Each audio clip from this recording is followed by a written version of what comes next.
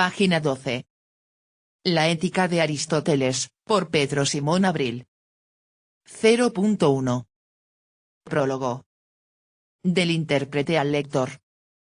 Prólogo, en el cual se le declara el modo del filosofar de este filósofo Aristóteles, y la orden que ha de seguir en leer estos libros con los de República.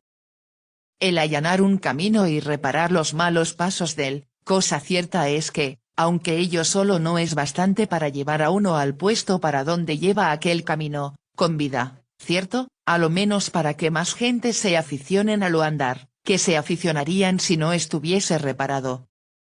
De la misma manera, si el modo de proceder de un autor y la orden de sus escritos se declara en el principio, muchos más se aficionarán a lo leer, que no si sin luz ni declaración ninguna se hubiese de andar por su lectura. Por esto me ha parecido declarar al benigno lector el modo de proceder Aristóteles en toda su moral filosofía, para que, animado con este general conocimiento, con mejor esperanza de aprovechar, entre en su lectura. Trátase, pues, Aristóteles en la moral filosofía, de la misma manera que un prudente arquitecto en el hacer de un edificio.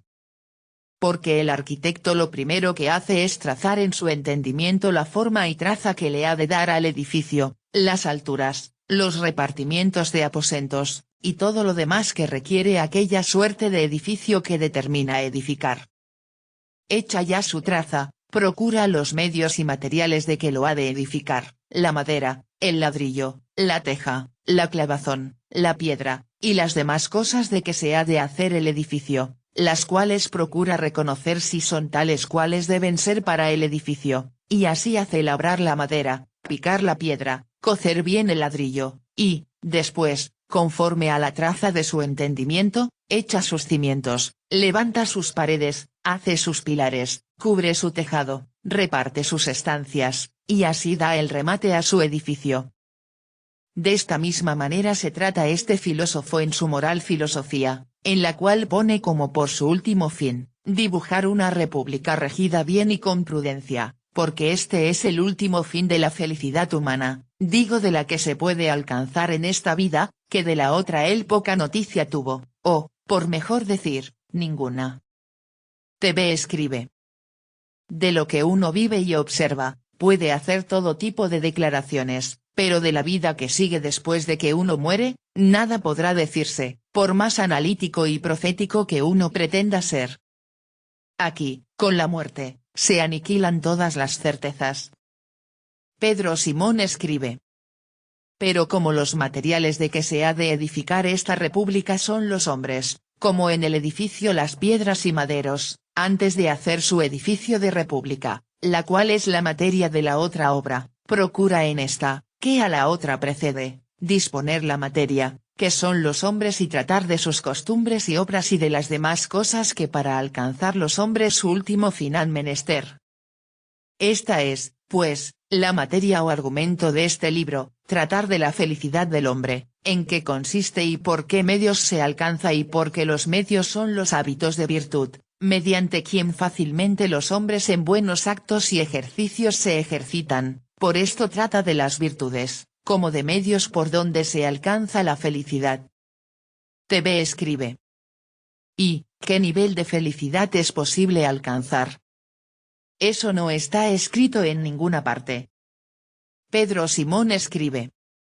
Disputa, pues, en el primer libro, cuál es el fino blanco o meta a donde todos los hombres procuran de enderezar sus obras para alcanzarlo, como el ballestero sus tiros para dar en el blanco, y prueba ser este de común parecer de todos la felicidad, aunque cual sea esta felicidad, no todos concordan pero dejadas aparte opiniones de juicios lisiados, de parecer de todos los que bien sienten de las cosas, prueba consistir en el obrar conforme a razón perfecta, pues lo mejor que en los hombres hay, y aquello con que en alguna manera frisan con Dios, es el uso de razón y cabe en razón que nuestro bien haya de fundarse en lo mejor que en nosotros hay, y no en lo peor y porque obrar conforme a razón perfecta y conforme a virtud es todo una misma cosa. Por eso muestra cómo toca a esta materia tratar de las virtudes, y hace dos géneros de virtudes según las dos partes con que el alma obra, virtudes morales, que son hábitos de la voluntad, y virtudes contemplativas,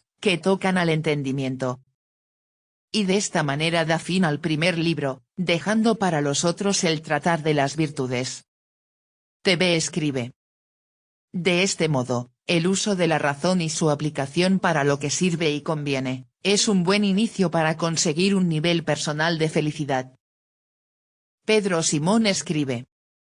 Presupuesto ya por el primer libro cuál es la verdadera felicidad, y cómo para ella importa entender los hábitos de virtud, así moral como contemplativa, comienza en el segundo a tratar de las virtudes, y trata las cosas que comúnmente pertenecen para todas, sin descender a ningún género de ellas en particular.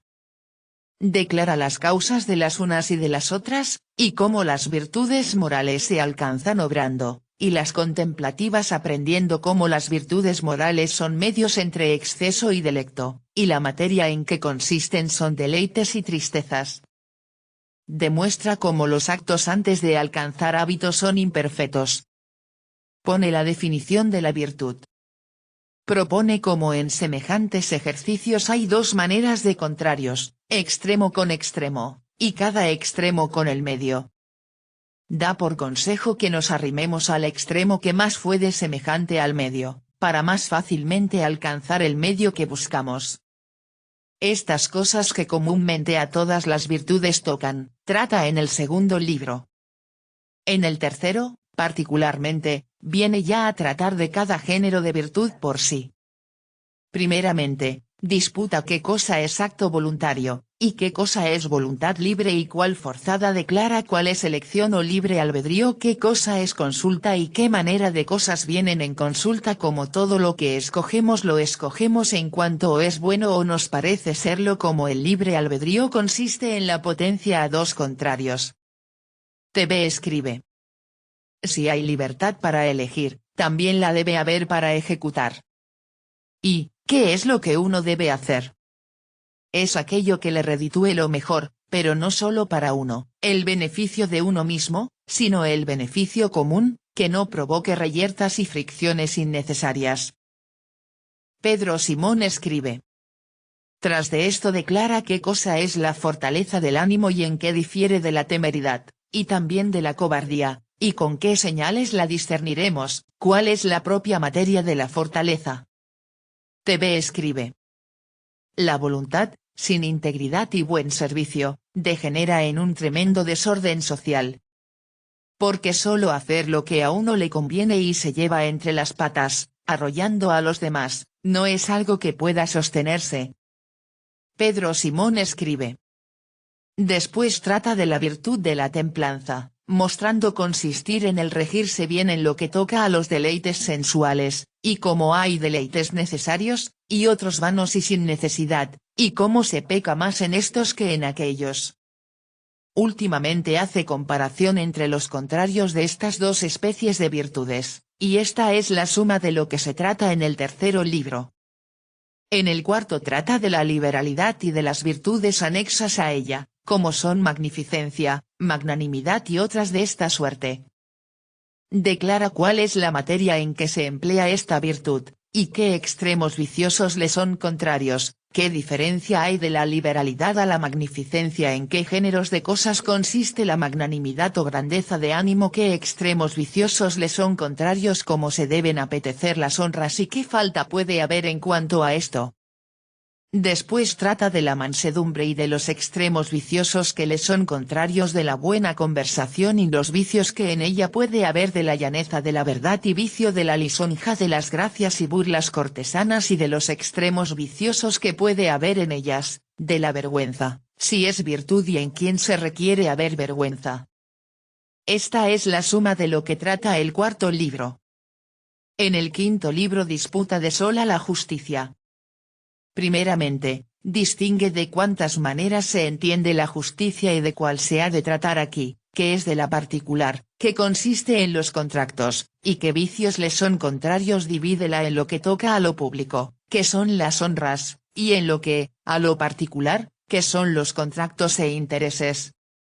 Declara cómo se han de repartir, y a quién, las honras públicas en cada género de república, cómo se han de haber los hombres en hacer justos contractos, qué cosa es la pena del talión, y como el dinero es la regla de los contratos. TV escribe. Aquí está el titán de las relaciones humanas, la aparición del dinero, de ese interés por poseer dinero, porque con dinero se compran tantas cosas. Muchas de las tragedias humanas, tienen al dinero tras de ellas, como un fantasma. Pedro Simón escribe. Muestra cómo el que hace por hábito es digno de mayor premio o castigo que el que comienza de obrar, como hay justo natural y justo positivo. Cuántas maneras de agravios puede hacer un hombre a otro, como ninguno puede voluntariamente recibir agravio. Qué cosa es o moderación de justicia, y como alguna vez la ley se ha de interpretar conforme a ella, como asimismo nadie puede agraviar. Esto es, en suma, lo que en el quinto de la justicia Aristóteles declara. Declaradas en los libros pasados las virtudes morales tocantes a la voluntad, que eran las del primer género, en el sexto libro emprende tratar de las virtudes del entendimiento, que son las contemplativas. Primeramente, declara qué cosa es recta razón, cuántas son las partes del alma, qué manera de virtudes corresponde a cada una, por qué vías viene el ánimo a entender la verdad de las cosas, cuántas maneras de hábitos se hallan en nuestro entendimiento.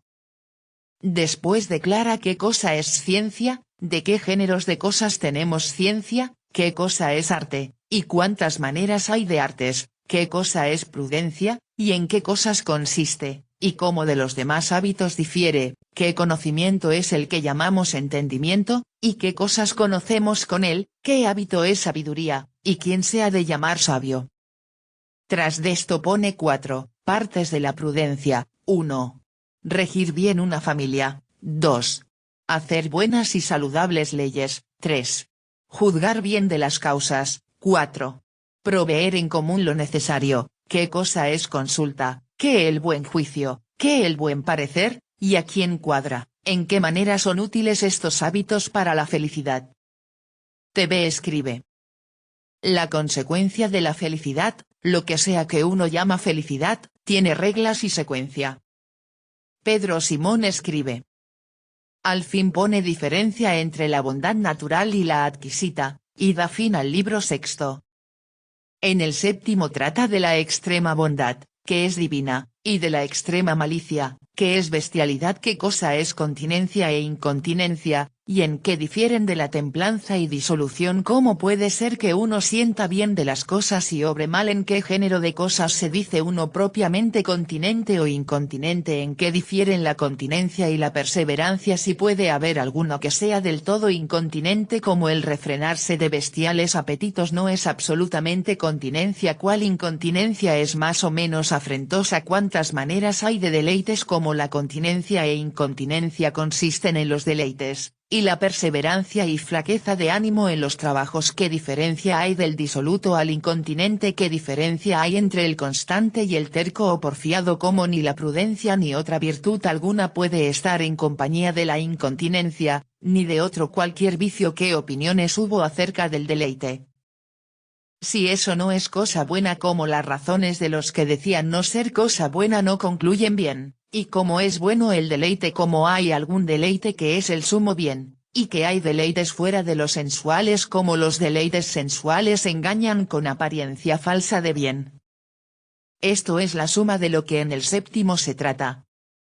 En el octavo libro trata de la amistad, cuán necesaria cosa es a todo género de hombres, como todo lo que se ama es por razón de bondad, de utilidad, o de deleite verdadero o aparente. Como hay 3 diferencias de amistad: honesta, útil, deleitosa, y como la perfecta es la honesta, cuán necesaria es entre los amigos la presencia. Como no se puede con muchos o cualquiera tener amistad perfecta, qué manera de amistad hay entre las personas diferentes en estado, y cómo se ha de conservar. Qué manera de amistad es la de los lisonjeros. Como entre los pueblos hay amistad útil, qué diferencias hay de repúblicas, y qué manera de amistad en cada una de la amistad de compañeros y de la de los parientes más o menos cercanos, de la de entre el marido y la mujer. Como de todas las amistades la más sujeta a mudanzas es la útil, de las faltas que puede haber en las amistades entre superiores e inferiores.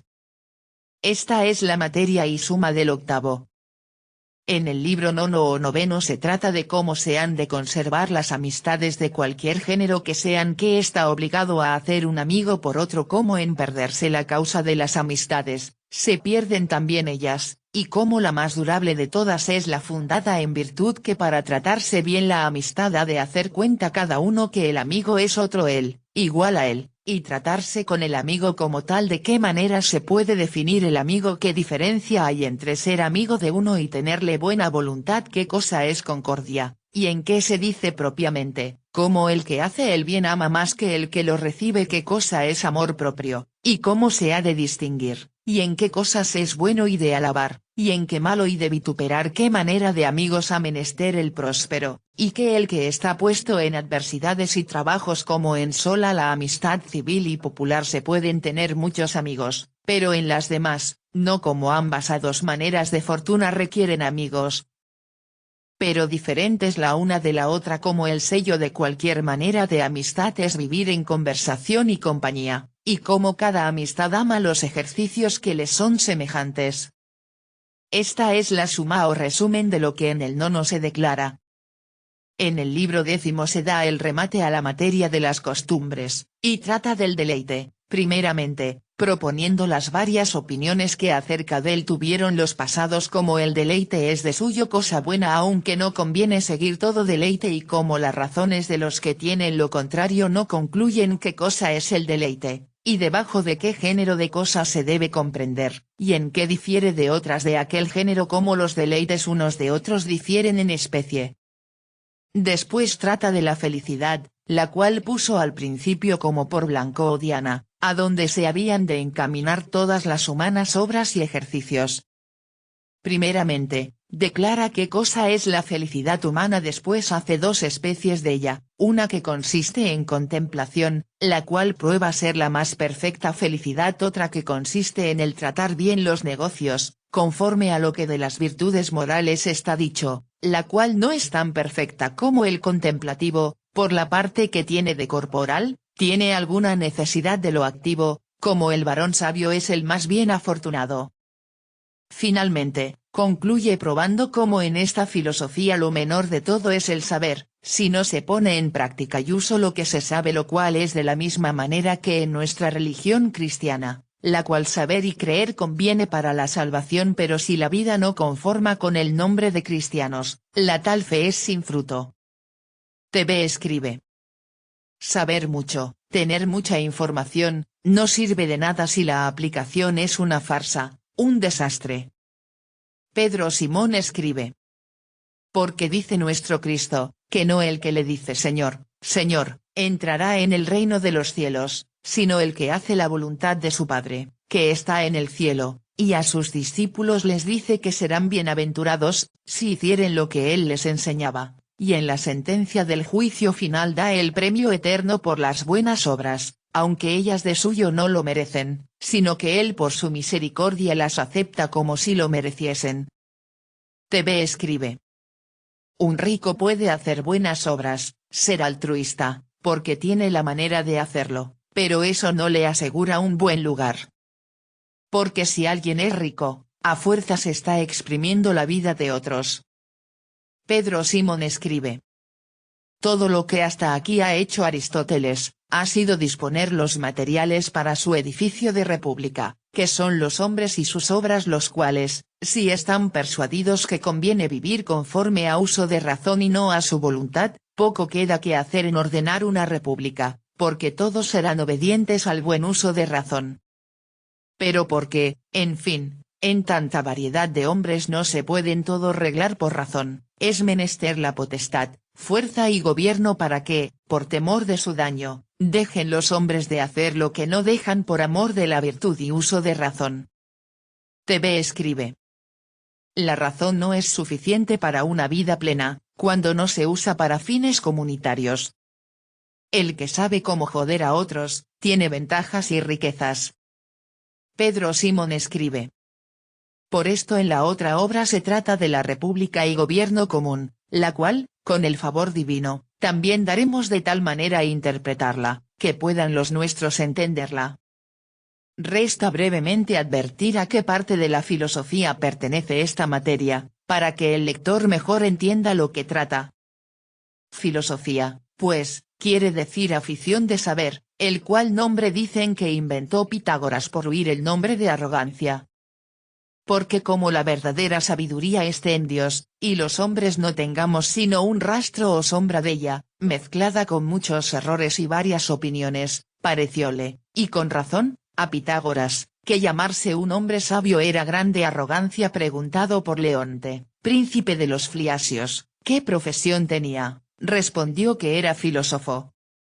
Replicando Leonte que le dijese qué cosa era filósofo, dijo Pitágoras que la vida humana le parecía a él ser semejante a las fiestas olímpicas que los griegos celebraban, a las cuales, unos iban por ganar los premios que se daban a los que vencían en las contiendas, otros por vender allí sus mercaderías, otros, y estos parecía que eran los más generosos de todos, iban no más de por ver lo que pasaba.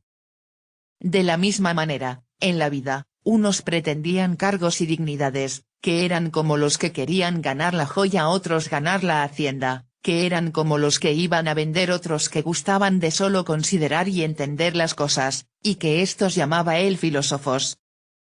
De aquí quedó el nombre de filosofía, y así, hasta el tiempo de Sócrates, todos los filósofos se empleaban en contemplar el ser y naturaleza de las cosas, sus movimientos, números y cantidades, en lo cual consiste la fisiología y aquellas ciencias que, por la excelencia de sus demostraciones, se llaman matemáticas. Pero Sócrates, como en sus Tusculanas escribe Marco Tulio, viendo que las cosas naturales ya tenían quien las gobernase sin que los hombres hubiesen de tener cuidado de ellas, derribó, como el mismo Tulio dice, la filosofía del cielo, y la introdujo en las casas y república, y comenzó a disputar de lo bueno y de lo malo. De aquí vino a partirse la filosofía como en dos bandos o parcialidades, y comenzaron a llamarse unos filósofos, naturales, porque ponían su estudio en considerar y contemplar la naturaleza de las cosas, y otros morales, porque trataban de las costumbres de los hombres, que en latín se llaman mores, y del gobierno de la república y de lo que cada uno debe hacer para cumplir con lo que está obligado. Nació después otro estudio, comenzando de Platón, y reformado después por Aristóteles, que fue del modo de disputar y demostrar la verdad en cada cosa, y los que la trataban se llamaron lógicos o dialécticos, al cual estudio unos llamaron parte, otros instrumentos de la filosofía. Pero esto para lo presente importa poco. Estos libros, pues, y los de República, pertenecen a la parte moral y filosofía activa, ni tienen que ver con la contemplativa y natural. Cuánto trabajo sea verter de una lengua en otra, y especialmente abriendo camino de nuevo y virtiendo cosas que hasta hoy en nuestra lengua no han sido vistas ni entendidas, cualquier justo y prudente lector puede conocerlo. Porque el que vierte ha de transformar en sí el ánimo y sentencia del autor que vierte, y decirla en la lengua en que lo vierte como de suyo, sin que quede rastro de la lengua peregrina en que fue primero escrito, lo cual, cuán dificultoso sea de hacer, la tanta variedad de traslaciones que hay lo muestran claramente.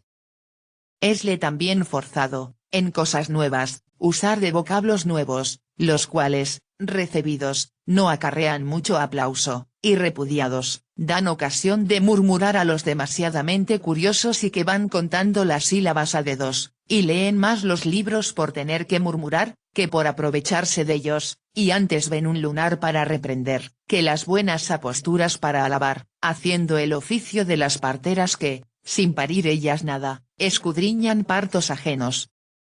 Pues, ¿qué diré de la dificultad en el verter de los lugares, cuya sentencia depende de la propiedad y etimología del vocablo, lo cual en griego acaece a cada paso, donde si el mismo vocablo no se queda, parece cosa de disparate? Todo esto he dicho, no por encarecer mucho mi trabajo, sino por advertir al lector de que no se enfade si algunos vocablos leyere nuevos en nuestra lengua, que son bien pocos, como son los nombres de especies de república, aristocracia, monarquía, timocracia, oligarquía, democracia, pues en la lengua latina le fue también forzado a Marco Tulio usar de muchos vocablos griegos, no solo en las ciencias, las cuales sacarlas de sus vocablos es perderlas, pero aún también en las forenses oraciones. También si algunos lugares hallare que no tengan la cadencia de la oración tan dulce como él la quisiera, lo cual yo he procurado cuanto posible me ha sido de hacer, entienda que es muy diferente cosa vertir ajenas sentencias que decir de suyo, porque en el decir de suyo cada uno puede cortar las palabras a la medida y talle de las sentencias, pero en el vertir sentencias ajenas de una lengua en otra, no pueden venir siempre tan a medida como el intérprete quiere las palabras. Finalmente, por la común humanidad, ruego, y con buen derecho pido, que si algo hubiere no tan limado, se acuerden que es hombre el que lo ha vertido, y que no puede estar siempre tan en centinela, que no diese alguna cabezada. TV escribe. Podrá cualquiera declarar o escribir sus ideas, pero no por eso, sus ideas son definitivas y sin verse expuestas al escrutinio. Siempre habrá alguien que se pose sobre ideas ajenas, y quiera meter su cuchara.